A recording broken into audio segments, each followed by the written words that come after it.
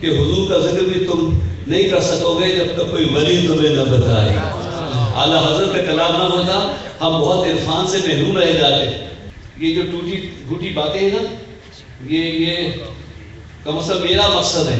آپ کا سننا مقصد ہو نہ ہو، لیکن میرا مقصد ہے کہ ہم تک جو باتیں پہنچی ہیں وہ آپ تک پہنچا دیں.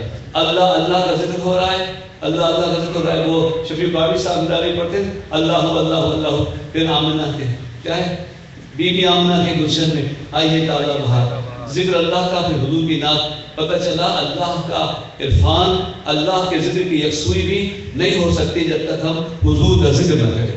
اور پھر حضور کی شان کا پتہ چلے. تجھے یک نے یک بنایا، اللہ نے حضور کو بے مثال بنایا.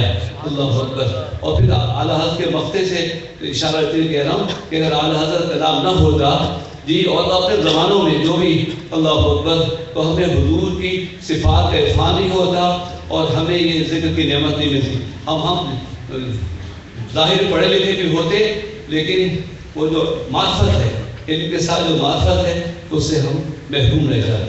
اور حضور صلی اللہ علیہ وسلم کی صفات کا جتنا بھی ذکر کیا جائے وہ اللہ تعالیٰ کی ہی صفات کے مظہر ہیں، اور وہ ہیں جن کا ذکر اللہ نے بلند کیا ہے. اور رفعنا لک ذکرک مرشد کامل را سیدی حمزہ